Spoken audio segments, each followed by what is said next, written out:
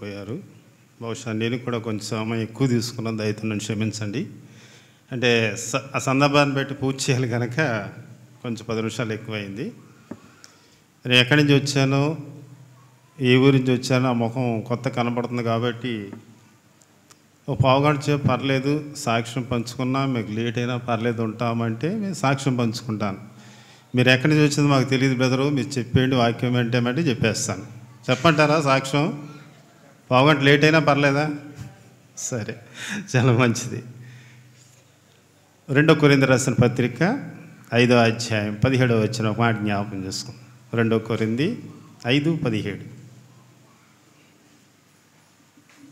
త్వరగా.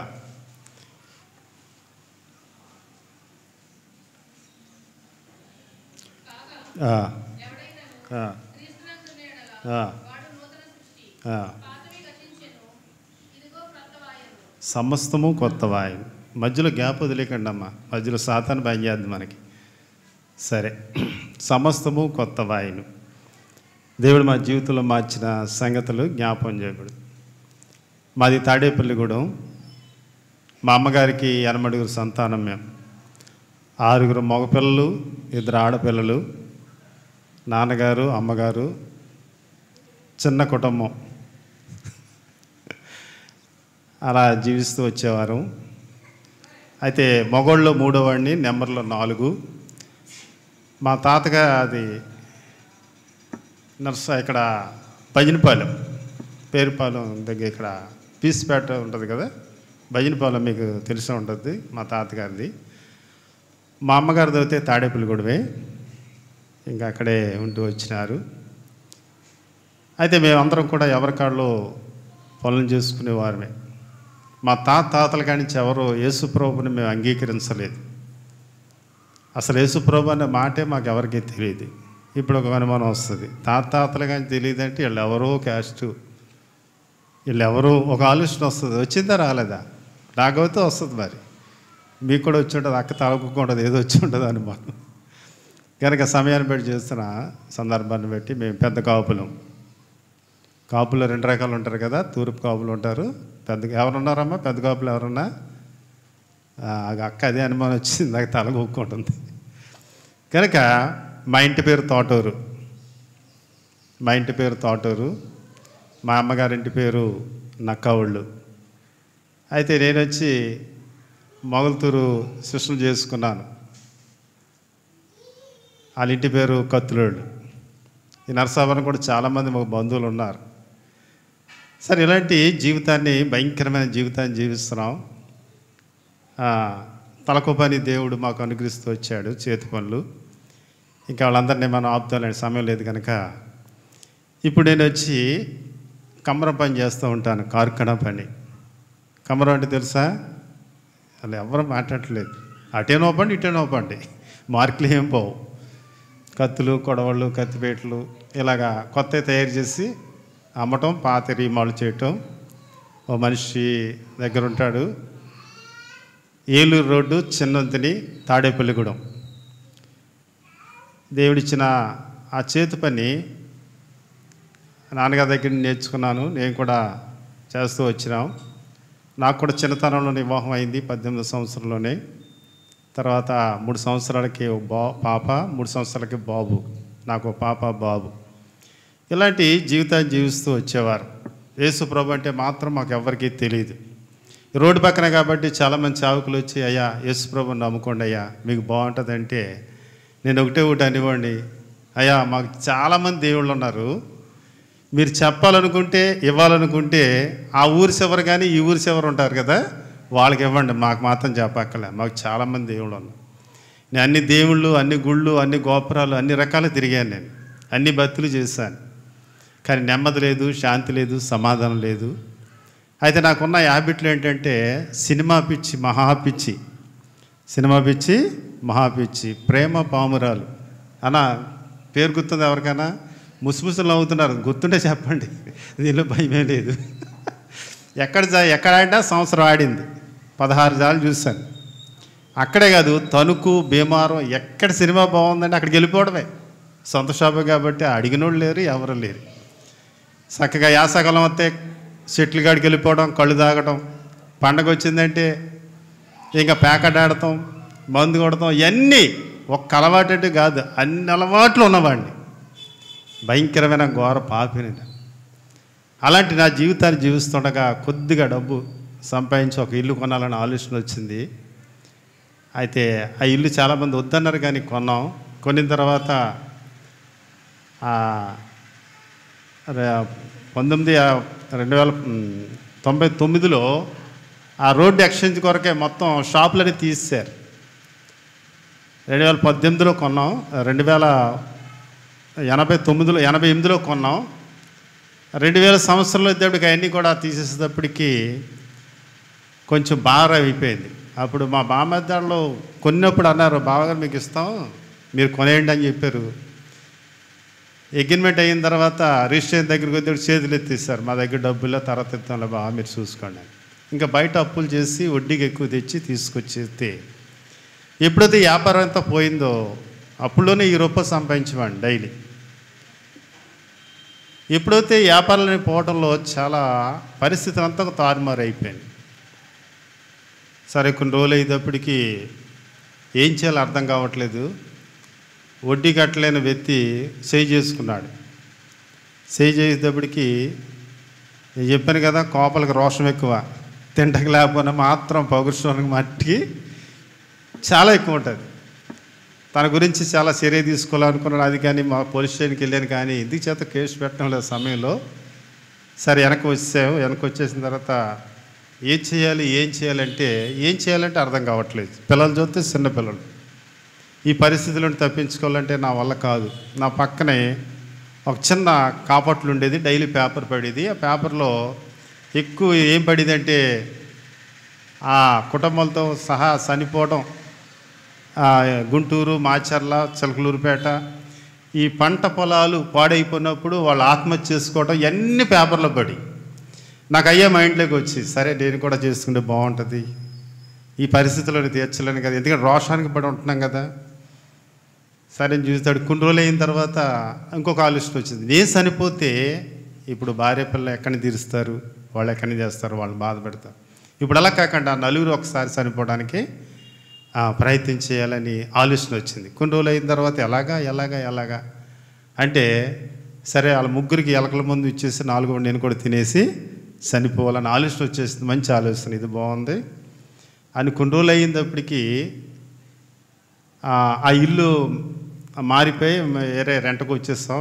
అది అమ్మేసాం. కొద్దిగా అంటే పెద్ద లక్షల కొద్ది ఏం కాదు, కానీ అప్పుల్లో ఒక ₹50,000 బాకీ. అదే నాకు చాలా భారం అయిపోయేది.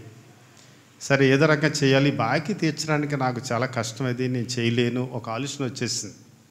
చేసి లోన్ అన్నవాడు ఉన్నాడు కదా, ఆడంటాడు, నువ్వు చేసేదే త్వరగా చేయవయ్యా బాబు అన్నట్టుగా మాట్లాడుతున్నాడు. నెమ్మది లేదు, సమాధానం లేదు, సంతోషం లేదు. వీళ్ళు సీరియల్ చూసి పడుకున్న తర్వాత దాదాపు రాత్రి 1 గంట 2 వరకు ఆ టీవీలో వచ్చిన నానా రకాల చెత్తంతా చూసేవాడు. ఎప్పుడు నిద్రొచ్చిందో అప్పుడు పడుకునేవాడు. అలా జరుగుతుండగా ఏప్రిల్ నెల, మార్చి నెల లాస్ట్లో ఈ 40 దినాలు శ్రమ దినాలు జరుగుతున్నాయి అక్కడ. ఆ సమయంలో దాదాపు రోజైతే గుర్తులేదు, కానీ మార్చి నెల లాస్ట్లో 2:30 వరకు టీవీ చూసి కట్టేసి పడుకున్నప్పుడు ఒక శబ్దం ఒకటి వినపడుతుంది. ఆ శబ్దం ఎప్పుడో నాకు తెలియదు ఆ మాట, కానీ చూడండి మత్తయి సువార్త 11:28 మనకు తెలుసు, ప్రయాసపడి భారం మోస్తున్న సమస్తమైన వాళ్ళరా నా వద్దకు రండి, నీకు విశ్రాంతినిస్తాను. ఈ మాట వినపడుతూ వచ్చింది. ఎవరు మాట్లాడుతున్నారు? గవ్వగా గేటు తీసుకు బయటకు వచ్చాను, ఎవరో కనపట్లేదు. రోడ్డే అది, ఆ రోడ్డే, ఎవరో కనపట్లేదు. ఎవరో మాట్లాడారనుకుంటా, నాకు తెలీదు. మరి వచ్చేసరి అయిపోయింది, మళ్ళీ పనికి వెళ్ళి వచ్చాను. ఇంకా రేపు చేయాలి అనుకున్నప్పుడు ఆ 2వ రోజు కూడా అదే స్వరం వినపడింది. ఏంటి ఎవరో మాట్లాడుతున్నట్టు, ఎవరో కనపట్లేదు ఏంటి అని చూస్తే నాకు అర్థం కావట్లేదు. అయితే ఇలాంటి షావుకులు, మన ఐజాక్ గారి షావుకులు ఒక ఆయన వచ్చి, అయ్యా మీకు పిల్లలు ఉన్నారు కాబట్టి బైబిల్ తీసుకొచ్చి ఇంట్లో పెట్టుకుంటే మంచిది నీకు అన్నాడు. బైబిల్ వల్ల ఏంటి నాకు కలిసి వచ్చేది ఏంటి అన్నాను. మీ చిన్నపిల్లలు కాబట్టి గాలి రావు, దూలు రావు, జ్వరాలు రావు, జబ్బులు రావు, ఇంట్లో బైబిల్ ఉంటే మంచిది, పిల్లలు తలకాడ పెట్టండి అన్నాడు. ఇదేదో బాగుంది. మాకు గుడానికి ఒక 3 కిలోమీటర్లు బైరా పెట్టబడని ఉంది. ఈ పిల్లలకి ఎవరికైనా బాగోపోతే ఆ ప్రాంతంలో 3 నిమ్మకాయలు తీసుకుని ఆ యొక్క సాయిబు గారి దగ్గరికి వెళ్ళి లైన్లో నిలబడి ఆయన చేత మందరాలు తర్వాత అంతా అయిపోయిన తర్వాత ఇక్కడ బొట్టు పెట్టి లాగి ఈపు మీద కొట్టి ఈ 3 నిమ్మకాయలు పెట్టుకెళ్ళి 3 రోజులు మంచాన్ని కట్టి 4 రోజులు తీసుకు కాళ్ళలో పడేయమని చెప్పేవాడు. ఇప్పుడు ఒక ఆలోచన వచ్చింది, ఈ బైబిల్ ఉంటే ఆయన దగ్గరికి వెళ్ళక్కర్లేదు, ఆయన చేత కొట్టించుకోక్కర్లేదు, ఇదేదో బాగుందని చెప్పి ముందుపాడు స్వస్థశాల అప్పుడు జరుగుతూ వచ్చేది. ఆ సిస్టర్ వెళ్తుంటే బైబిల్ తీసుకురమ్మని చెప్పాం, కానీ ఆ బైబిల్ విలువేంటి నాకు తెలియదు, పక్కన పడేస్తాం, దాని గురించి మనం పట్టించుకోలేదు. ఎప్పుడైతే ఈ మాట వినబడుతూ వస్తుందో ఇప్పుడు అక్కడ ఈ 40 దినాలు స్టడీ జరుగుతుంది కాబట్టి ఈ బైబిల్ శుభ్రంగా తుడుచుకుని వెళ్తే వాళ్ళు ఏదో చేసుకుంటారు, మాకేం అర్థం కావట్లేదు. కొన్ని రోజులు అయింది, ఇదేదో చేయాలన్నప్పుడు ఒక బ్రదర్ పరిచయం అయ్యాడు. పరిచయం అయిన తర్వాత ఆయన నా బాధ చూశాడు. ఏంటి బ్రదర్ లాగంటే ప్రభుని నమ్ముకోండి అంటే అబ్బాయి అసలు లోబడివాడు కాదు. ఒక రోజుని ఆ బ్రదరు పొద్దుటే వచ్చి ఎక్సెల్ బండి వేసుకొచ్చి, బ్రదర్ వాళ్ళ మీటింగ్ జరుగుతుంది రండి అని అన్నాడు. నాకేం అవసరం లేదు, ఈరోజు కొడి తీసుకుంటే 1000 రూపాయలు సంపాదించుకుంటాను, అక్కడికి వెళ్తే నాకేమొస్తుంది, నాకేం రాదు, నేను రాను అన్న. లేదు బ్రదర్ రండి, పర్లేదు అని చాలా బలితంగా నన్ను ఎక్కించుకుని నిడదోల దాకా వెళ్ళి నిడదోల్లో టిఫిన్ ఇప్పించి 2020 ఆమృష్ గారు అక్కడ పరిశుద్ధ సమాజ కొడుకులు 5 రోజులు జరుగుతూ వచ్చాయి ఆ సమయంలో. అయితే ఆ మీటింగ్కి రాజమండ్రి తీసుకెళ్ళారు. ఉదయకాలం అయిపోయింది, భోజనం అయింది, 2 అయిపోయింది, బ్రదర్ వెళ్ళిపోదాం రండి. ఎక్కడ నేను ఆ ముళ్ళ మీద కూర్చున్నట్టునే ఉంది ఆ 2 గంటలు 3 గంటల సేపు కూడా. వెళ్ళిపోదామంటే లేదు బ్రదర్ మధ్యాహ్నం చొక్క కూడుకుంది, అది కూడా చూసుకుని వెళ్ళిపోదాం అంటే చాలా బలింతగా నన్ను ఆపాడు. 3:30 వరకు పాటలు ప్రారంభించారు. పాటలు అయిన తర్వాత వాక్యం మొదలు పెడుతూ వచ్చినారు.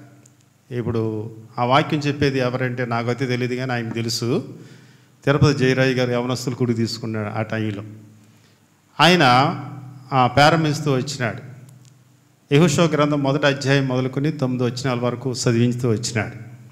చదివించి ఆ 9వ వచనాల నుంచి ఆ వర్ణిస్తూ వచ్చేటప్పటికి ఆ 9వ వచనాల్లో 3 సార్లు కనపడుతుంది, భయపడకము, దిగులు పడకము, నేను నీకు తోడే ఉంటాను. ఈ 9వ వచనం వచ్చేటప్పటికి నా హృదయాన్ని పట్టింది. నేను ఎందుకు చనిపోవాలి, ఎందుకు పారిపోవాలి, ఎందుకు ప్రాణం తీసుకోవాలి, ఇంత గొప్ప దేవుడా అని నిజంగా నాకు తెలియకోకుండా మొదలాత్మలను చూస్తూ వచ్చినాం.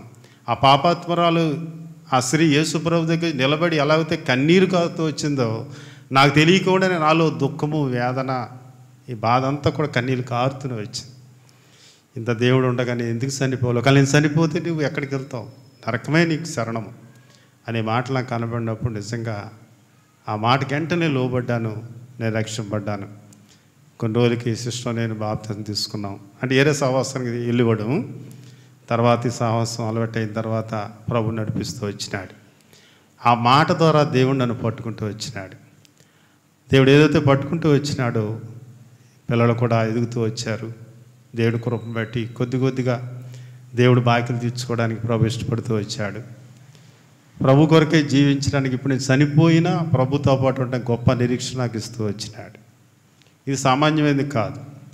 కాపుల్లో రక్షింపడితే కాపులే చేయాలి, కాపులని ఎలాగా అని ఒక ఆలోచన వస్తూ ఉంటుంది. మా పాపకు తెలియకోకుండానే మాకు సంబంధం వచ్చింది. సెకండ్ ఇయర్స్ అవుతుంది, ఎగ్జామ్స్కి సిద్ధపడుతుండగానే ఏలూరు దగ్గర కొత్తపల్లి మనకు 4 ఉన్నాయి. ఏలూరు దగ్గర కొత్తపల్లి అంటే యాగవరం కొత్తపల్లి అంటారు. బేతేలు ప్రార్థన మందిరం ద్వారా అక్కడ సేవకులు తీసుకొస్తూ వచ్చి మా తిమ్మోతి గారి దగ్గర తీసుకువచ్చి, నేను సేవకుని కాదు, మా తాడేపల్లి కూడా అవసరం బోర్డు సియోని ప్రార్థన మందిరం, మా సేవకులు తిమ్మోతి గారని ఆయన అక్కడికి వెళ్తూ ఉంటాం. ఆయన అడగటానికి జడుతూ వచ్చేవాడు. మేము 3 నెలలు ప్రార్థన చేస్తూ వచ్చాం. నా భార్యకి నాకు 3 నెలల తర్వాత సమాధానం వచ్చింది. మనం ఏంటండి, మన కులం ఏంటి, మన గోత్రం, మనం ఎవరికి చేస్తాం అంటే బహుశా నాకు ఆ ఆలోచన లేదు, కానీ నిజంగా ఎప్పుడైతే 3 నెలలు చేయగా మాకు సమాధానం వచ్చింది. తర్వాత 3 నెలలు కలిపి మేము 4 కలిసి కుటుంబ ప్రార్థనలో చేస్తుండగా మా 4కి సమాధానం వచ్చింది. అంటే అప్పటికి ఎన్నైంది, 3 6 నెలలు ప్రార్థన చేస్తే సమాధానం కుటుంబం అంతా వచ్చింది. అప్పుడు వివాహం చేయడానికి ప్రభు ఇష్టపడుతూ వచ్చాడు. మా బంధువులు, మా రసమ్మలు అందరూ కూడా మమ్మల్ని విలువేశారు. మా ఎవరు చూడలే. సంఘం చుట్టూ ఉన్న ప్రజలు, దేవుడు ప్రేమించిన పిల్లలందరూ కూడా మాకు బంధువులు అవుతూ వచ్చినారు. దాదాపు ఒక 50 మంది కూడా ఉండరేమో అనుకుంటే 200 మంది ఆ కొత్త బిల్లు వెళ్ళడానికి ప్రభు సహాయం పడుతూ వచ్చాయి. కనుక ఎందుకు ఈ సాక్ష్యం అంటే, 2 పడవల మీద అడిగేస్తుంటే నువ్వు ప్రభు మీద ఆధారపడితే ప్రభు చేస్తాడు. ఒకవేళ ఆనాడే కానీ నేను నిలబడకపోతే ఈనాడికి నేను నరకానికి పోతునేమో. మీ మధ్యలో ఒక సాక్షిగా ఉంచడానికి ప్రభు ఇష్టపడుతూ వచ్చాను. ఈ సాక్ష్యం అన్నది చాలా ఉంది కానీ కట్ చేశాను, ఇది సమయం లేదు కనుక.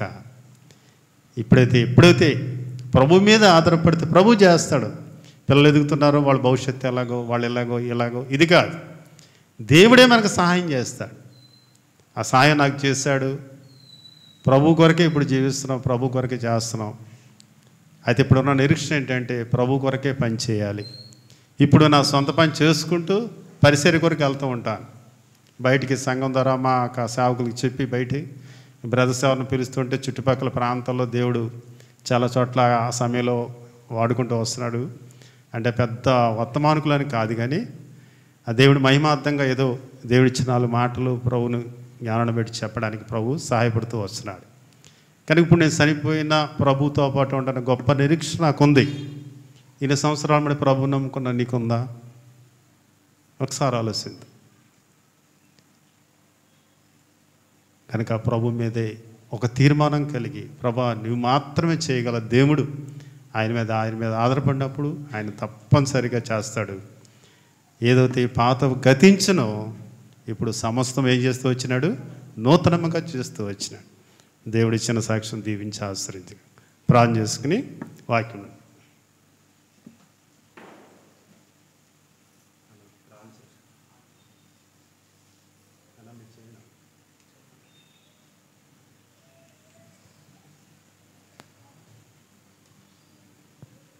మొలమికలుగా ప్రేమిస్తున్న మా తండ్రి, నమ్మకమైన మా గొప్ప దేవ, మధ్యాహ్న కాల సమయంలో మాకు మరొక పర్యాయము నీ దాసుని ద్వారా మాకు అందించిన వ్యక్తిగత సాక్ష్యాన్ని బట్టి స్తుతిస్తున్నాను. ఏ రీతిగా నీ దాసులు నువ్వు రక్షించుకున్నావో తండ్రి, అనేక పరిస్థితుల నుండి, మరణం నుండి తండ్రి తనను మీరు ఆదరించి ధైర్యపరిచి నీ వాక్యము ద్వారా ప్రభా ఏ రీతిగా నీవు రక్షించుకున్నావో దానంతటి బట్టి స్తోత్రం. ఈ లోకములో అటువంటి వారమైన మమ్ములను మీరు ఎవరినైనా రక్షించగల దేవుడు అయి ఉన్నందులకై స్తోత్రాలు చెల్లిస్తున్నాను. ఎత్తబడిన ఈ సాక్ష్యం ద్వారా మా అందరి జీవితాలు ఇంకా ఇటువంటి ప్రభా పరిస్థితులు ఏమైనా ఉంటే, 2 పడవల మీద తండ్రి ప్రయాణము చేయాలనేటువంటి తలంపులు ఏమైనా ఉంటే వాటన్నిటినీ ప్రభా నువ్వు వారిలో నుంచి తొలగించి ప్రభా మరి నీ మీద ఆధారపడితే గనక, నీ యందు పరిపూర్ణమైన విశ్వాసం మేము కలిగి ఉంటే గనక ఏ రీతిగా నీ కార్యాలను మేము అనుభవిస్తామో తండ్రి, అటు రీతిలో మమ్మల్ని అందరం కూడా మీరు సిద్ధపరచవలసిందిగా ప్రార్థిస్తున్నాను. అంతేకాకుండా ఇంకా ఈ దాసుడు ప్రభు ఇంకా రానున్న దినాల్లో కూడా ఇటు సాక్ష్యము ద్వారా తండ్రి అనేక మందిని బలపరచడానికి సిద్ధపరచమని వందనాలు చెల్లిస్తూ యేసు నామములో వేడుకొంచున్నాము తండ్రి, ఆమేన్. మన మధ్యలో బల్ల ఉంది. బల్ల కొరకై కొంచెం భాగాలు మనం జ్ఞాపకం చేసుకుని పరీక్షించుకుని పరిశోధించుకుని మన జీవితాలు అలా ఉన్నాయో లేదో చూసుకుని యోగ్యమైన రీతిలో మనం పొందడానికి దేవుని వాక్యం మన ఇల్లులోనికి రావడానికి ప్రయత్నించేది. 1 కొరింథీయులకు రాసిన పత్రిక 10వ అధ్యాయం.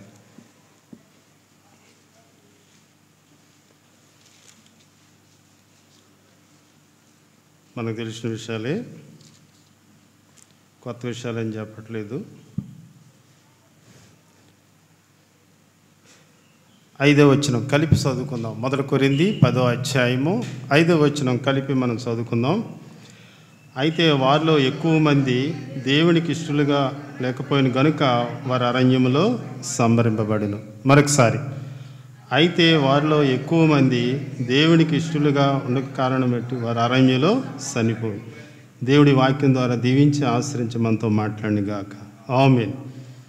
ఇక్కడ అపొస్తలుడైన పౌలు 10వ అధ్యాయం ప్రారంభంలో ఇశ్రాయేలు ప్రజల గురించి మాటలు మనం వింటూ వస్తున్నాం. చాలాసార్లు మనం చదివాం, మనందరికీ కూడా పరిచయమే, కొత్త విషయాలేం కాదు. అయితే ఇశ్రాయేలు ప్రజల యొక్క జీవితము, బ్రతుకు, నడవడక ఇవన్నీ కూడా పాత నిబంధనలో మనకు తెలుసు, కొత్త నిబంధనలో జ్ఞాపకం చేయబడుతూ వస్తుంది. వాళ్ళు మేఘంలో నడిచారు, ఆత్మ సంబంధమైన ఆహారాన్ని భుజించారు, బండలో నీరు తాగారు. ఇప్పుడు 5వ వచనం మనం చదువుతూ వచ్చినాం. ఏముంది దాంట్లోని 2వ లైన్లో చూస్తే, దేవునికి ఇష్టలుగా ఉన్నారా ఉండలేదు, ఉండకపోరిన కారణం బట్టి ఏమయ్యారు వాళ్ళు? ఏమ్మా బైబిల్ చదవండి, ఏమయ్యారు? అక్క ఒకళ్ళే చదువుతున్నారు, మీరు చదవరా బైబిల్? బైబిల్ చదవండి అంటే యవనస్తులు చదవడానికి ప్రయత్నం చేయాలి. ఇది చాలా చోట్లకి వెళ్తూ ఉంటాం, అయితే నేర్పుతూ ఉంటాం. మీరు ఎప్పుడు నేర్చుకుంటారు? మీరు ప్రార్థన అనగానే వెంటనే మోకరించాలి. మాలాంటి బలహీనలకు గమని మోకరించకపోవచ్చు. యవనస్తులు మోకరించడానికి ప్రయత్నించాలి. ఒకవేళ ఆరోగ్యం బాగోకపోతే సరే, ఆరోగ్యం బాగున్నప్పుడు మోకరించకపోతే ఇంకెన్నడూ మోకరించడానికి ప్రభు సహాయం చేయడు.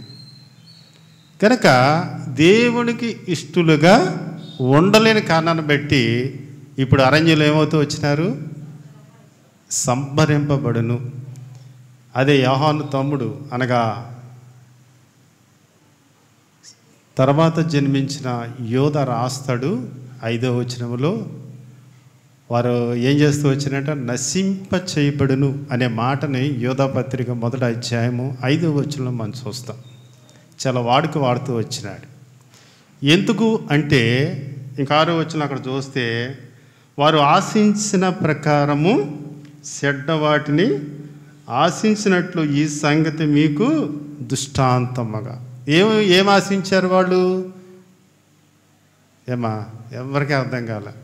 చెడ్డవాటి, ఆ బైబిల్ వాక్యమే కదా అక్కడ మనకు కనపడుతుంది. ఏం ఆశించారు? చెడ్డ వాటిని ఆశించారు. ఐగుప్తులోంచి తీసుకొచ్చాడు, సముద్రంలో ఆరిన నేల మీద నడిపించాడు, మన్నాను కురిపించాడు, దేవదూతలు భుజించే ఆహారాన్ని భుజించారు వారు.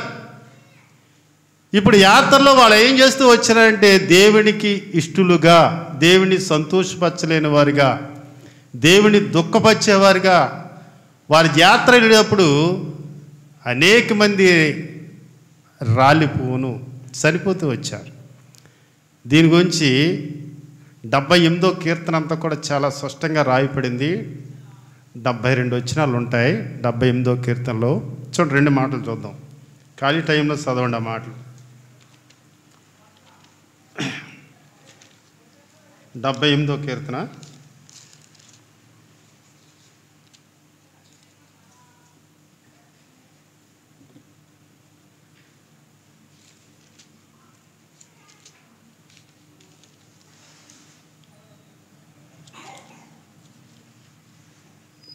19వ వచనం.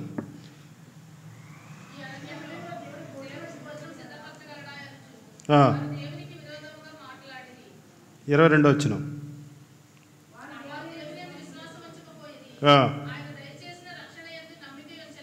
చాలు. ఇలాంటివి చూస్తే ఈ అధ్యాయం 72 వచనాలు ఉన్నాయి. జాగ్రత్తగా ఖాళీ టైంలో చదవండి.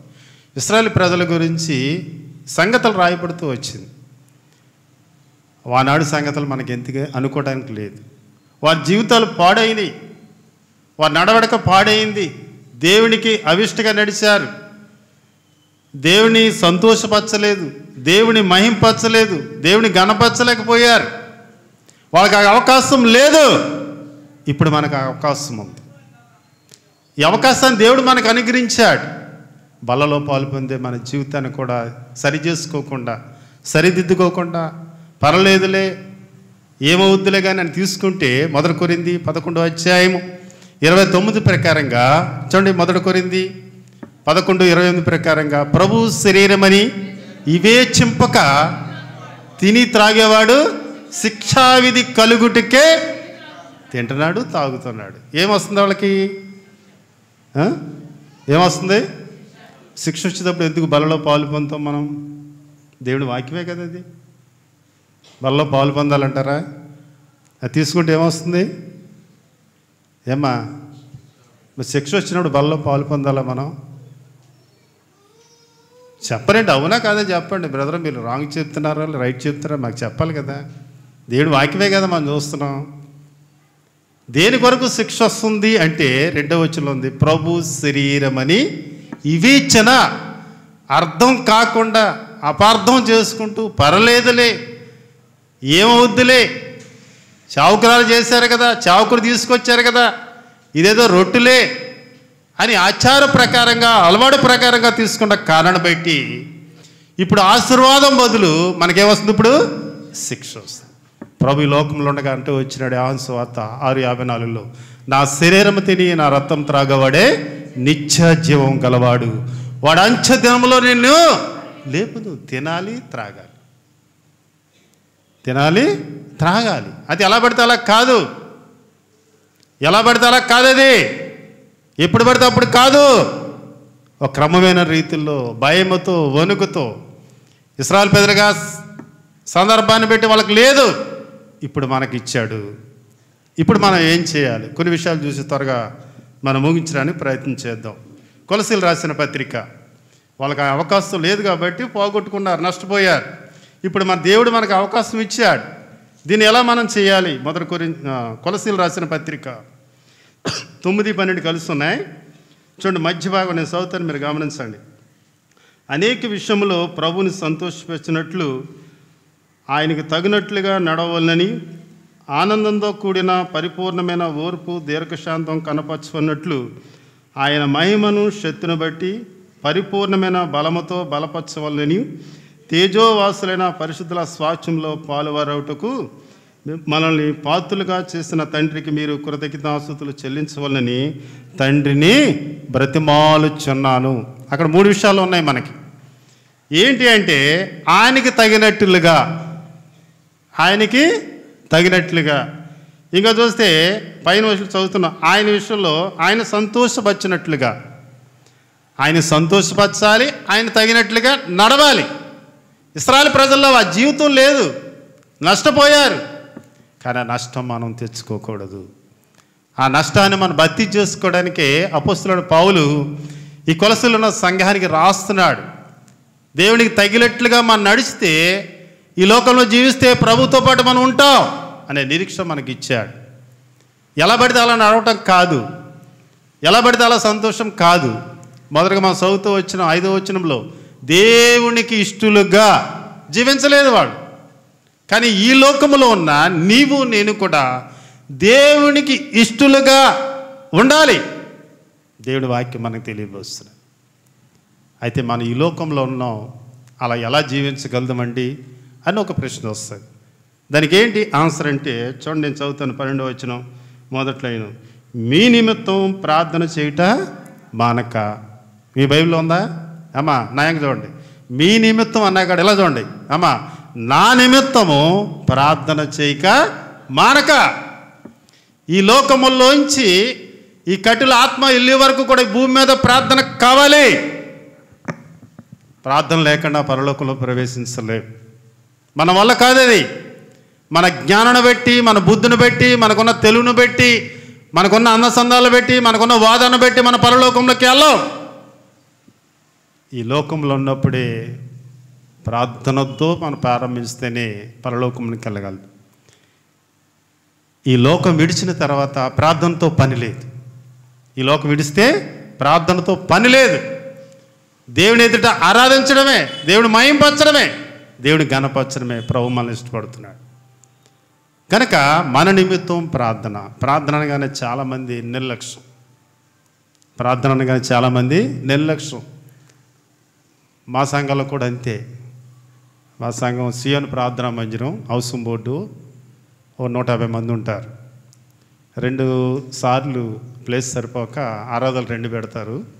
అలాగే ప్రార్థన కూడు కూడా 2 పూటలు పెడతారు. ఉదయం సాయంత్రం కూడా శుక్రవారం పెడతారు. ఉదయం 30 మంది, సాయంత్రం 30 మంది ఉంటారు. కనుమ ఏమైపోయారు? వాళ్ళకి అవసరం లేదు. చాలామంది ప్రార్థన ఎందుకు మానేస్తారు అంటే, మాకు అవసరం లేదు, అక్కర్లేదు, దేవుడు అన్నీ మాకు అనుకూలంగా ఇచ్చాడు, మాకెందుకులే, వెళ్ళేవాళ్ళు ఎవరు? అనారోగ్యం ఉన్నవారు, అవసరాల కొరకు, అక్కల కొరకు, బలహీనలు, సమస్యలు ఉన్నవారులే వెళ్ళి ప్రార్థన చేసుకుంటారులే అన్న ఒక నిర్లక్ష్యాన్ని బట్టి ఈనాడు ప్రార్థనా కూడికి చాలామంది మానేస్తారు. దేవుడి వాక్యం ప్రార్థన మానేయటం ద్వారా 2 సంగతులు మనం కోల్పోతున్నాం. ప్రార్థన మానేయటం ద్వారా 2 సంగతులు. చూడండి, 1 తిమోతి రాసిన పత్రిక, ఇవన్నీ మనకు తెలిసిన విషయాలే, మరొకసారి జ్ఞాపకం చేస్తాం. 2వ అధ్యాయం మొదటి 2 వచనం చదవండి. 3 ఆ, ఆ.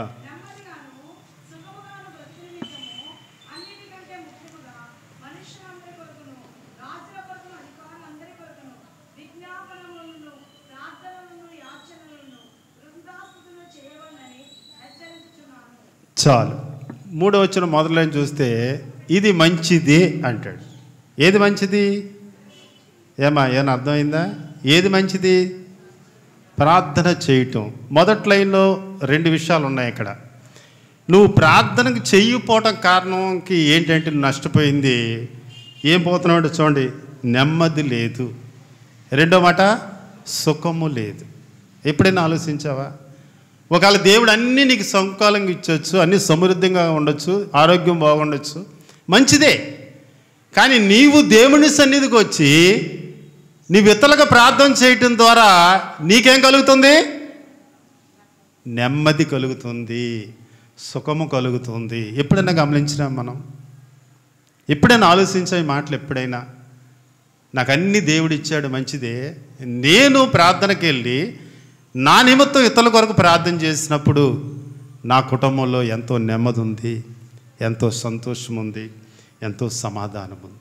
ఎప్పుడైనా మనం గమనిస్తే ప్రార్థనకు మానలేం, మనం ప్రార్థనకు ఆగం. ఇది కోల్పోయిన కారణాన్ని బట్టి ఈనాడు కుటుంబంలో నెమ్మది లేదు, సంతోషం లేదు, సమాధానం లేదు. భార్యాభర్తలు సమాధానం ఉండదు. మందిరానికి వస్తారు, వెళ్తారు, కానీ సమాధానం ఉండదు. బిడ్డలకి, తల్లిదండ్రులకి సమాధానం ఉండదు. మా బిడ్డలు చాలా మంచోళ్ళు అని చెప్తారు, మా తల్లిదండ్రులు మంచోళ్ళు అని చెప్తారు. బయటికి వెళ్తే కొట్లాడతారు, గుద్దులాడుతూ ఉంటారు, బూతులాడుతూ ఉంటారు. దేనంటే నా నిమిత్తం ప్రార్థన లేదు. ప్రార్థన అన్నది 3 రకాలైన మెట్లు. ప్రార్థన అనగా 3 రకాలైన మెట్లు. చాలా మీరు ఈ మాటలు గమనించండి. మొదటగా రక్షింపబడిన వ్యక్తి కలిగి ఉండవలసింది ఏంటంటే ఎత్తికితమైన ప్రార్థన కలిగి ఉండాలి. రక్షింపబడిన ప్రతి వ్యక్తి కూడా ఉదయకాలమే లేచి దేవుని స్తుతించి ఆరాధించి తర్వాత మన కుటుంబం కొరకు, మన బంధుమిత్రుల కొరకు, మన రసమ్మతుల కొరకై ప్రార్థించాలి. నీ కాలు కుచ్చులు తర్వాత తిరిగి నువ్వు ప్రార్థన చేయడానికి ప్రారంభిస్తూ రావాలి. కొంతమంది అంటారు, నేను స్నానం చేస్తేనే కానీ బైబిల్ తీయనండి, నేను మడిగట్టి కూర్చున్నాను. శరీరంతో పని లేదు, ఆత్మతోనే పని. నువ్వు మంచం మీద ఉన్నావా, కింద పడుకున్నావా, లేకపోతే ఎక్కడ పడుకున్నావా అని కాదు. లగ్గానే మోకరించు, దేవుని స్తుతించు, దేవుని ఇచ్చిన అవసరం పెట్టి దేవుని మహిమపరచు. నీ కుటుంబం కొరకు, నీ బిడ్డల కొరకు, నీకున్న సమస్యలు పెట్టి నువ్వు ప్రార్థన చేయి. అది వ్యక్తిగతమైన ప్రార్థన. రెండోది, నీ కాలు కుచ్చులు తీసుకున్నాక కుటుంబ ప్రార్థన. రెండోది కుటుంబ ప్రార్థన. 3 ఉన్నారా, 4 ఉన్నారా, 5 ఉన్నారా, 2 ఉన్నారా, కలిసి కుటుంబ ప్రార్థన. అధ్యాయం అంతా చదవకపోయినా కొన్ని వచనాలు చదివి కుటుంబ ప్రార్థనగా గంటల కాదు, 20-25 నిమిషాల లోపల అయిపోవాలి. అప్పుడే అయిపోయిందా అనుకోవాలి. ఇప్పుడు పిల్లలు ఏం చేస్తున్నారంటే కుటుంబ ప్రార్థనలో కూర్చోబెట్టలేదు. మీ ఊరోళ్ళు మంచోళ్ళేమో. మా ఊరోళ్ళు ఏం చేస్తారంటే మా సైడ్ వాళ్ళు పిల్లలకి సెలవు ఇచ్చి చక్కగా ఆడుకోరా, మేము ప్రార్థన చేసుకున్నాం. వాడు ఎప్పుడు వస్తుంది వాడికి ప్రార్థన? ఎప్పుడు నేర్చుకుంటారా వాళ్ళు? వాళ్ళు ఏమైనా నేర్చుకుంటారా? సెలవు ఇచ్చి బయటికి పంపితే? సెలవిచ్చి పంపితే లోకమంతా చూస్తాడు. సామెతలు మనకు తెలుసు, 22:6, బాలుడు నడవలసిన త్రోవను వాడుకు నేర్పించము, పెద్దవాడైనప్పుడు తొలగిపోడు. లోక సామెత కూడా ఒకటి ఉంది. ఏంటది అన్నా? లోక సామెతి. అబ్బా, అక్క బరే చెబుతుంది. మొక్కై వంగదంట, మానైన తర్వాత అసలు వంగే వంగదు. నువ్వు పిల్లలుగా ఉన్నప్పుడే నేర్పబోతే పెద్దవాడైన తర్వాత, రేపు 10th క్లాస్ వచ్చిన తర్వాత వాడు కాలర్లో వేస్తే నీ మాట ఎవడంటాడు? ఎప్పుడైనా ఆలోచించావా? ఇంక ఇప్పుడు చెల్లలేళ్ళు ఏమేస్తారంటే డబ్బులు ఇచ్చి కొట్లు గడిగలు కొనుక్కుని తినరా, మేము ప్రార్థన అయిపోయిన తర్వాత పిలుస్తాం, అప్పుడు రారా. ఇదేనా నువ్వు నేర్పేది? పిల్లలకి ఎప్పుడైనా కూర్చోబెట్టి నేర్పించావా?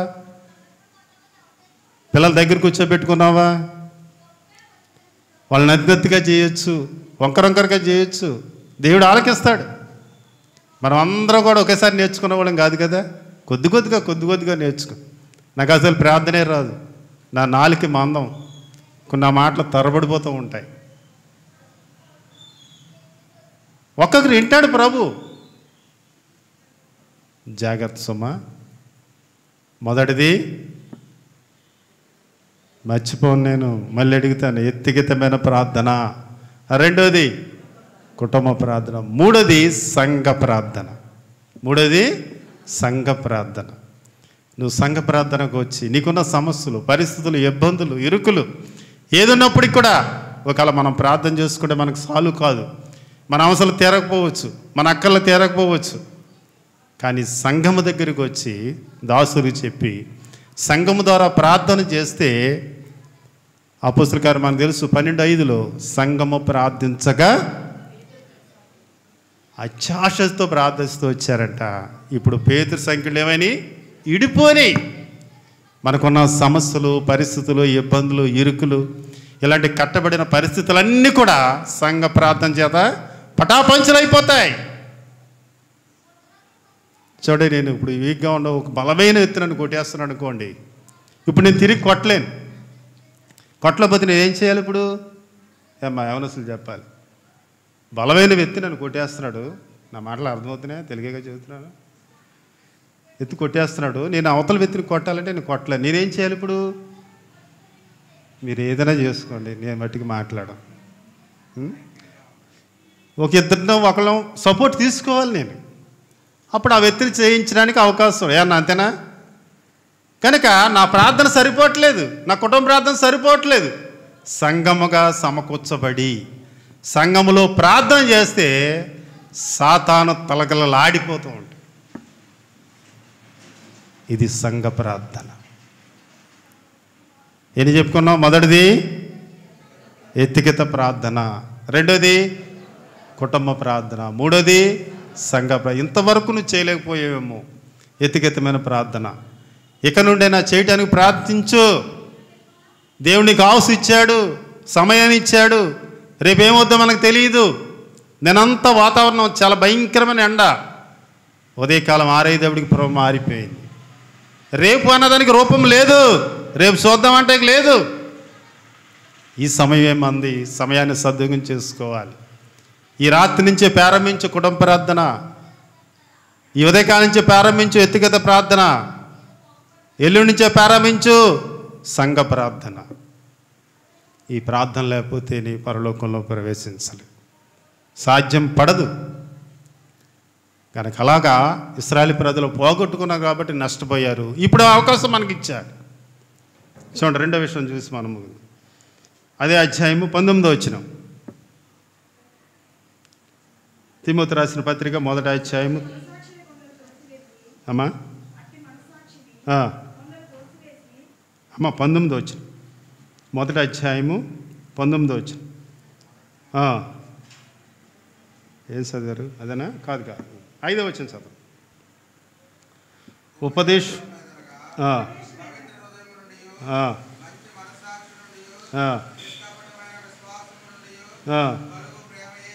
చాలు. ఈ వచనంలో 4 సందర్భాలు ఉన్నాయి. మనకు సమయం లేదని కాక ఒక్క సందర్భం చెబుతాను మీకు. మంచి మనస్సాక్షి. ఏం సాక్షి అది? మంచి మనస్సాక్షి. సాక్షిలో 2 రకాలు, మంచి సాక్షి ఉంటుంది, చెడ్డ సాక్షి ఉంటుంది. వీడు మంచోడురా అంటాడు, కొంతమంది అంటే వీడు దుర్మార్గుడా. అంటే రెండోది కాదు, కానీ మనం తీసుకోవాల్సింది ఏంటి? మంచి సాక్ష్యం. నీ జీవితం మార్చబడక ముందు, యేసుప్రభు దర్శించక ముందు ఎలా జీవించావో అది ఎవడో పట్టించుకోడు. ఎప్పుడైతే మార్చబడి సన్నిధికి వచ్చి దేవుని ఆరాధించి వెళ్తుండగానే నీ గురించి, నీ ప్రవర్తన గురించి అనేక మంది చూస్తూ ఉంటారు, దాన్ని గమనిస్తూ ఉంటారు. అయితే రక్షింపబడిన జీవితము, ఉద్యోగం చేస్తున్నావా, వ్యాపారం చేస్తున్నావా, కూలి పని చేస్తున్నావా, లేకపోతే ఇంకేదైనా పని చేస్తున్నావా, నీవు ఎక్కడ ఎలా జీవిస్తూ నీవు సాక్ష్యాన్ని కాపాడుకోగలుగుతున్నావు. చాలామంది ఉద్యోగస్తులు వరకు రక్షపడకముందు లంచాలకు అలవాటు పడి బల్ల పైన తీసుకుంటే చూస్తారని బల్ల కిందని తీసుకునే వాళ్ళు కూడా చాలామంది ఉంటారు. ఎప్పుడైతే రక్షింపబడిన తర్వాత ఇప్పుడు బల్ల కింద ఇచ్చి అలవాటు కాడు చాలామంది బల్ల కింద చేస్తుంటే అనాలి, అయ్యా నేను దేవుడిని నమ్ముకున్నాను, నాకు ఇలాంటి అలవాట్లు నాకు అవసరం. ఇలాంటి పరిస్థితులు వరకు ఉండి నాలో అలాంటి దేవుడిని అని తీసివేశాను, నాకు అవసరం లేదు. నువ్వు చేసే పని కాడ, నువ్వు ఉద్యోగం కాడ, నీ తోటి సహోదరుల దగ్గర నీ సాక్ష్యం ఎలాగుంది? దేవుడిని ఆరాధించడం గొప్ప విషయం కాదు, లోకంలో నీ గురించి చెప్పడం గొప్ప విషయం అది. ఇప్పుడు నేను వచ్చి ఇక్కడ వాక్యం చెబుతున్నా, మా షాకుల దగ్గరికి వెళ్ళి, అయ్యా దైవరం బ్రదరు నర్సాపురం వచ్చాడండి, అతను ఏంటి పరిస్థితిని అడిగితే నా జీవితం గురించి ఆయన చెప్పాలి. ఇక్కడ చెబితే దానివల్ల ప్రయోజనం కాదు. నేను డబ్బా కొట్టుకోవచ్చు, నేను మంచివాడిని, నేను గొప్పవాడిని, దానివల్ల ఎవరు గొప్పగారు? కానీ మన గురించి ఎవరు చెప్పాలి? మన పక్కవాడు చెప్పాలి. ఈ వరకు లంచగోడండి, అబద్ధాలు ఆడేవాడండి, మోసం చేసేవాడు, దగా చేసేవాడండి, దొంగ సంతకాలు పెట్టేవాడండి, ఇప్పుడు యేసుప్రభుని నమ్ముకున్నాడండి, మారిపోయాడంట, చేయట్లేదు, తీసుకుంటలేదు. ఇతరుల మన గురించి చెప్పాలి.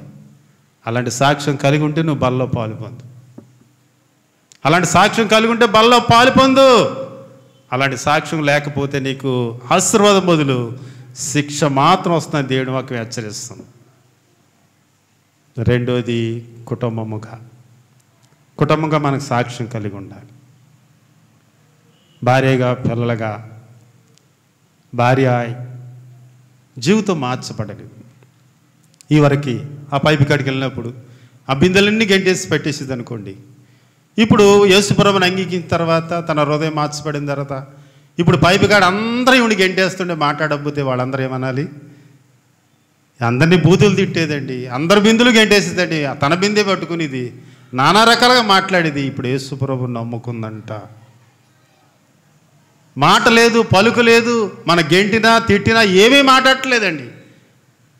ఎక్కడొచ్చిందండి ఈ నెమ్మది? ఎక్కడొచ్చిందండి సమాధానము? ఎక్కడుంది నీ ఆనందము? ఎవరు చెప్పాలి? నిద్రపోతున్నారా? మన గురించి మన ఇంటి వెనకాల ఉన్న వాళ్ళు చెప్పాలి, మన ఇంటి ఎదురున్న వాళ్ళు చెప్పాలి, మన ఇంటి పక్కన వాళ్ళు చెప్పాలి. పిల్లలు మంచి పిల్లలండి, ఈ వరకు అల్లరల్లరగా తిరిగేవారు, చాలా జోదంగా తిరిగేవారు, బూతులు తిట్టేవారు, వాళ్ళ ఇష్టాసారంగా ప్రవర్తించేవారండి. ఇప్పుడు యేసుప్రభువుని నమ్ముకున్నారంట, పిల్లల్లో ఎంత మార్పు వచ్చింది. డైలీ బైబిల్ చదువుతారండి, ఎవరిని తిట్టరు, ఎవరిని ఏ మాట అనరండి, తల ఉంచుకొని వెళ్ళిపోతూ ఉంటారు. ఎవరు చెప్పాలి? మన ఇంటి ముందున్న వాళ్ళు, ఇంటి వెనకాల మన గురించి చెప్పాలి. అలాంటి సాక్ష్యం ఉందా కుటుంబంలో మనకి? అలాంటి సాక్ష్యం కలిగి ఉంటే బల్ల పాలు పొందు, లేకపోతే శిక్షలో పాత్రుడవుతావు. నా మాటలు కాదు, బైబిల్ వాక్యం స్పష్టంగా తెలియపోతుంది. సాక్ష్యం అన్నది 3 చెప్పాను. మొదటిది వ్యక్తిగతమైన సాక్ష్యం, రెండోది కుటుంబ సాక్ష్యం, మూడోది సంఘములో నీవు ఎప్పుడైతే వచ్చి ప్రభువులు ఆరాధించి దేవుని యొక్క సన్నిధిలో పనిచేయటం ద్వారా సాక్ష్యం కలిగి ఉంటాడు. పలానా సహోదరుడు పొద్దున్నే వచ్చేస్తాడండి, అన్నీ దుడిసేస్తాడు, సాపులన్నీ వేసేస్తాడు, మైకులన్నీ సదిరేస్తాడండి, ఎంత పని ఉన్నా పక్కన పెట్టేస్తాడు. మందిరం అయిపోయాక అన్నీ తుడిసేస్తారు, శుభ్రం చేస్తారు. అన్న పని అయిపోయిందా ఉందా అని అడుగుతారు, అక్క పని అయిపోయిందా ఉందా అని అడుగుతారు. ఆ పిల్లలు కూడా ఎంత లోబడతారండి, యవనస్తులు వాళ్ళు ఎంత లోబడతారండి. మంచి ప్రేమలయ్యండి. ఎవరు చెప్పాలి? ఇప్పుడు సంఘ సేవకులు మన గురించి చెప్పాలి, సంఘ సేవకులు మన గురించి చెప్పాలి. పలానా కుటుంబం అండి. అలాంటి అనుభవం మనకుందా? అలాంటి జీవితం మనకుందా? ఎన్ని సంవత్సరాల నుంచి రక్షింపబడి, ఎన్ని సంవత్సరాల నుంచి మందిరానికి వస్తున్నాం నాకైతే తెలియకపోవచ్చు. కానీ అలాంటి జీవితము బ్రతుకు లేకపోతే ఇక నుండి అయినా చేసుకోవడానికి నువ్వు ప్రయత్నించే. ఈ లోకంలో ఎంత సంపాదించి, ఎంత కూడబెట్టి, ఎంత దాచిపెట్టి, ఎంత బ్యాలెన్స్, ఇది కాదు. పరలోకానికి వెళ్ళటానికి నేను సరిపోతానా? నా కుటుంబం సరిపడగా ఉందా? కరిపడిన జీవితం కలిగి ఉంటున్నామా? నువ్వు చూసుకోకుండా బలలో పాలు పొందితే దానివల్ల ఎంతో నష్టం. చూడండి కుమారుడు చూద్దాం. అదే 19 వచ్చింది చూడండి. ఇందా చదివారు కదా. అట్టి మనస్సాక్షిని కొందరు త్రోసివేసి చాలు. మూడోదిగా మనం చూస్తే ఇప్పుడు ఈ విశ్వాసం ఏమవుతుందంట? సాక్ష్యం ఏమైంది? సాక్ష్యం ఇది ఏమా చదివారు కదా, ఏమైంది? ముందు మాట విశ్వాసం ఏం చేస్తూ వచ్చినాడంట? అది ఆ ముందు మాట మానేస్తాం, వెనకాల మాట పట్టుకుంటున్నారు మనం. విశ్వాసం ఉంది, దాన్ని ఏం చేస్తున్నారు ఇప్పుడు? త్రోసివేస్తున్నారు. అదేంటంటే విశ్వాసం కూడా త్రోసివేస్తారు ఎక్కడన్నా? ఏమ్మా చాలా సీరియస్గా చూస్తున్నాడు, వచ్చిన కానీ చూస్తున్నాం.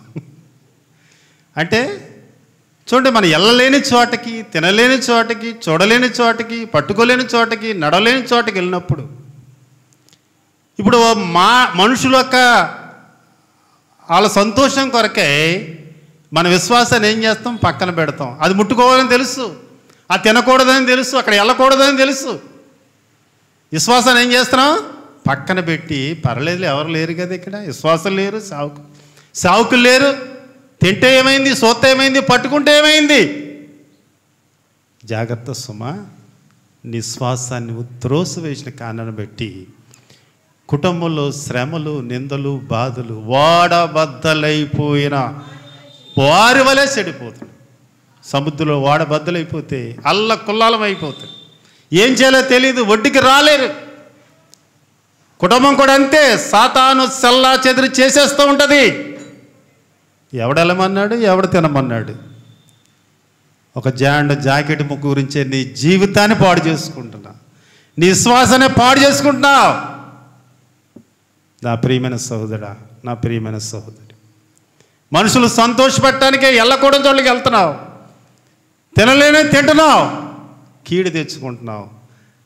అయ్యా మా కుటుంబం బాగాలేదు అయ్యగారు ప్రార్థన చేయండి, మా సమస్యలు పెరిగిపోతున్నాయి బ్రదరు ప్రార్థన చేయి. ఎవడు తెచ్చుకోమన్నాడు, ఎవడు తినమన్నాడు నిన్ను? జాగ్రత్త సుమా,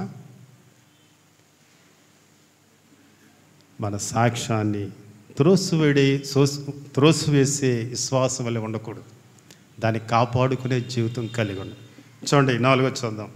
అది 4వ అధ్యాయము 3వ వచనం చూడండి.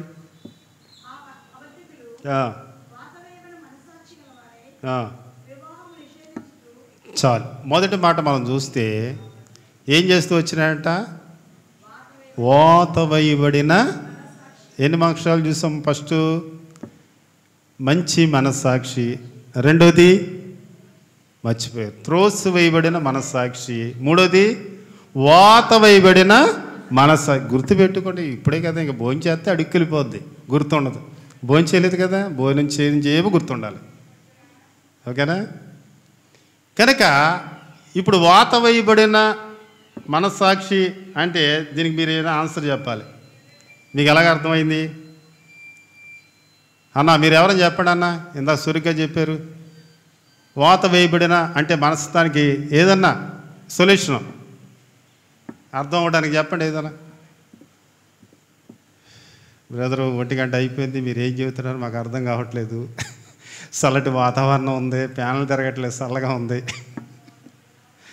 అక్క మీరు చెప్పండి ఎవరన్నా. వాత వేయబడిన అంటే దానికి ఏంటి సొల్యూషన్? ఏదైనా కొంచెం క్రూ అంతే. బ్రదర్స్ చెప్పాలి. నాకంటే జ్ఞానవంతులు, తెలివిమంతులు, విజ్ఞానవంతులు అందరూ ఉన్నారు. మీలో కంట చదువు బాగా తక్కువ అండి. నాలుగు మంది ఉన్నవాడు, అక్షరాలు తిరగవు నాకు. చెప్పాలి త్వరగా, సమయం అయిపోతుంది.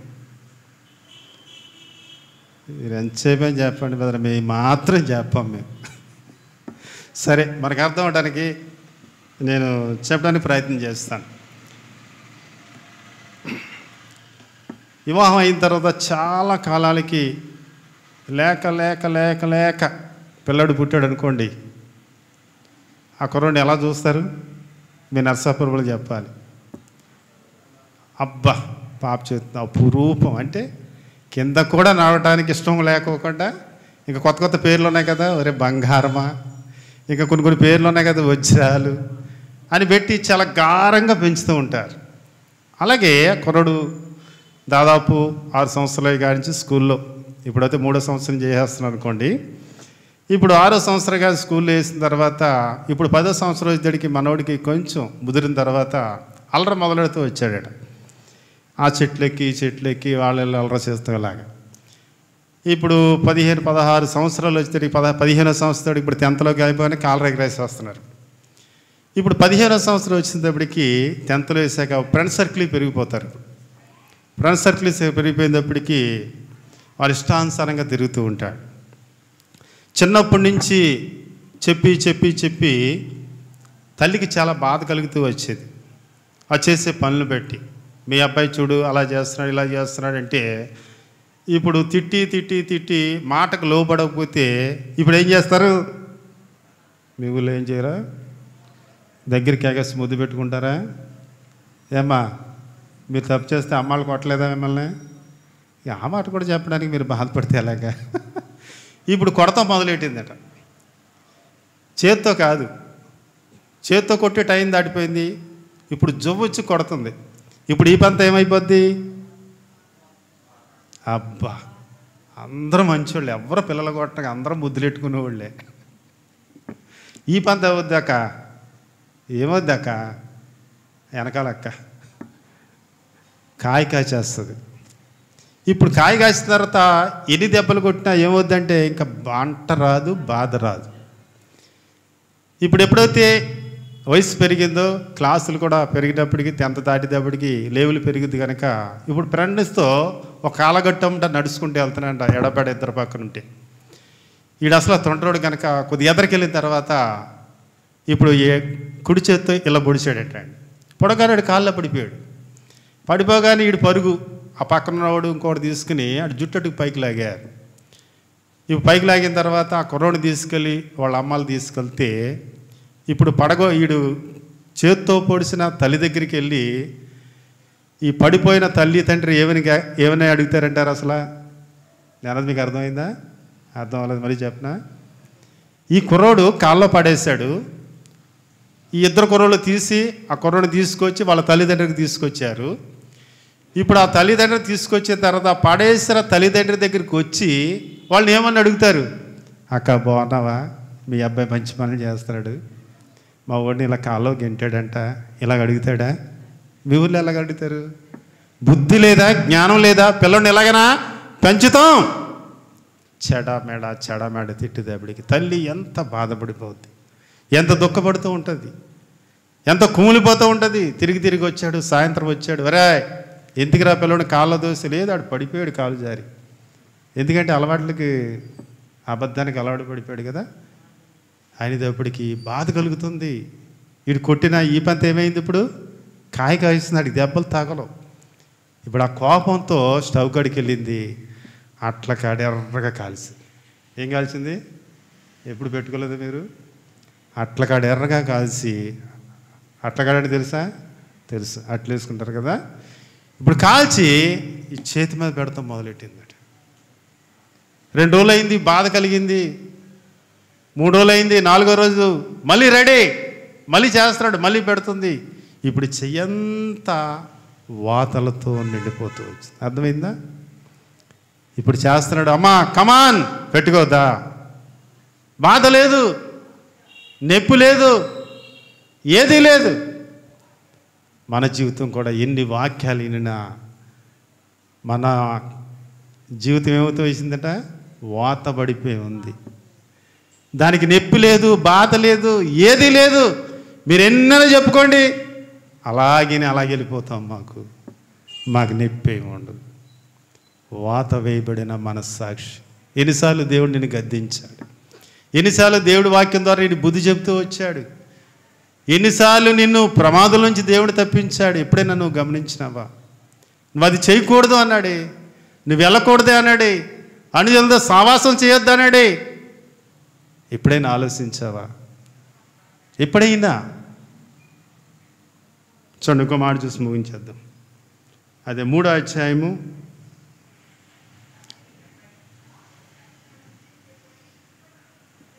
7వ వచనం చూడండి మాట.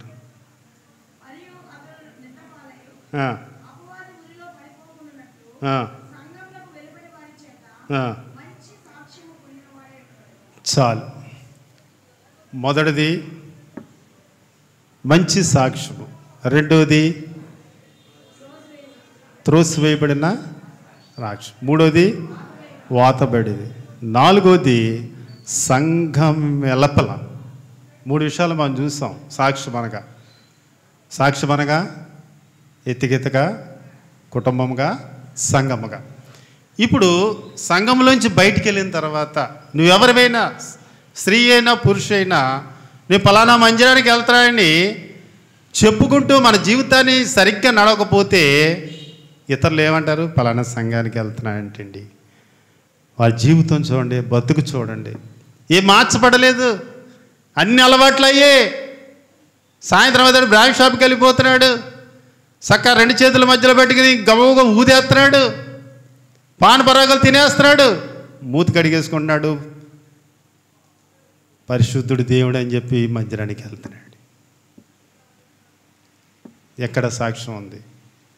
నీ సాక్ష్యమే కాదు, సంఘ సాక్ష్యం కూడా పోగొడుతున్నావు. గుర్తుపెట్టుకో, జాగ్రత్త సుమా. అలాంటి జీవితం కలిగి ఉంటే ఓ తీర్మానం చేసుకో. ప్రభా, నిజంగా మనుషులు చూడలేదనుకున్నాను, మనుషులు ఎవరో నా గురించి ఆలోచించలేదు అనుకున్నాను, కానీ మీరు చూచుచున్న దేవుడు నన్ను చూస్తున్నారు, నా జీవితం, నా బ్రతుకు చూస్తున్నారు, నా ప్రవర్తన చూస్తున్నారు, నా నడవడికను చూస్తున్నారు. ప్రభా, నీకు చాలు, మిమ్మల్ని దుఃఖకరంగా ఆవిష్కరంగా నేను జీవించాను. కారణాన్ని బట్టి నా కుటుంబంలో వాడబద్దలైపోయిన పరిస్థితి, ఇబ్బందులు, ఇరుకులు, శోధనలు, అనారోగ్యాలు, రుణ సమస్యలు ఇవన్నీ నా కుటుంబంలోనే చుట్టుముట్టు వస్తున్నాయి. ప్రభా, నేను కనుగొనకపోయాను, దాని గురించి ఆలోచించిపోయాను. మీరు నాతో మాట్లాడారు. నా జీవితాన్ని బాగు చేయండి, నా బ్రతుకుని బాగు చేయండి. నేను ఏ రీతిగా తీసుకుంటున్నానో భవిష్యత్తులో పెద్దలు, వెనకాలోళ్ళు, ముందు వాళ్ళు ఏదో చూసి అనుకుంటారని చెప్పి నా హృదయాన్ని కఠినపరుచుకుంటూ మీ బలలో చేయేస్తున్నాను. ఆశీర్వాదం పోగొట్టుకున్నాను. నేను శిక్షణ తెచ్చుకున్నాను. దయతో నన్ను క్షమించండి. ప్రభు దగ్గర మనం తీర్మానం చేసుకుందాం. 1 కొరింథీయులకు రాసిన పత్రిక 11వ అధ్యాయము 28వ వచనం ఒక మాట ప్రతి వారం మనం జ్ఞాపకం చేసుకుంటాం.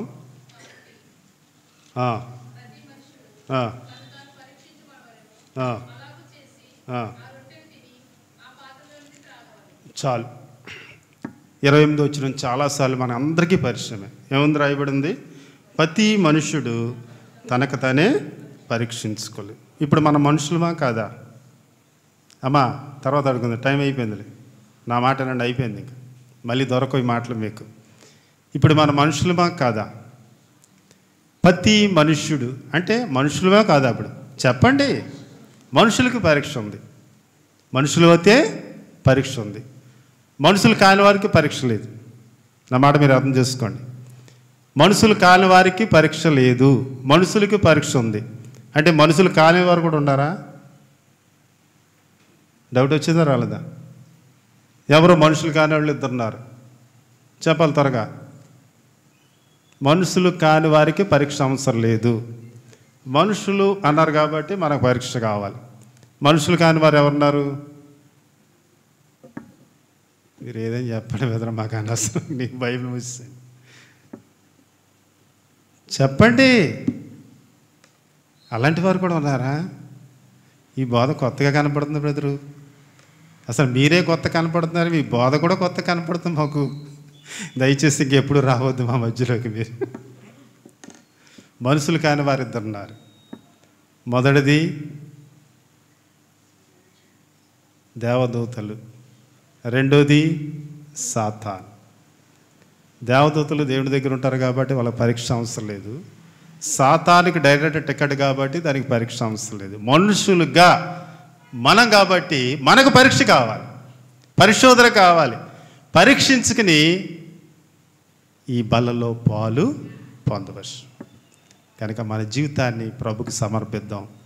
ఏ విషయంలో ఎక్కడ మనం తప్పిపోతున్నామో, పడిపోతున్నామో, జారిపోతున్నామో, ఇంకా మనకి ఎత్తిగెత్త ప్రార్థన లేదు, కుటుంబ ప్రార్థన లేదు, సంఘ ప్రార్థన లేదు, ఇంకా ఎత్తిగెత్తగా మనకి సాక్ష్యం లేదు, కుటుంబంగా సాక్ష్యం లేదు, నా గురించి సంఘంలో సాక్ష్యం లేదేం, ఇక లేకపోతే ప్రభు ఇక నుంచైనా నా జీవితాన్ని జీవించడానికి, అటు నన్ను కట్టుకోవడానికి ప్రభు నన్ను సిద్ధపరిచి బలపరిచి నడిపించండి. మీరు ఏ సమయంలో వచ్చినా నీ ఎత్తబడే సంఖ్యలో ఉండటానికి నన్ను నా కుటుంబాన్ని మీరు సిద్ధపరచమని దేవుడి దగ్గర ఒక తీర్మానం చేసుకోండి. దయచేసి మోకరించండి. ఇంకా మిమ్మల్ని బాధ పెట్టడం మోకరించండి.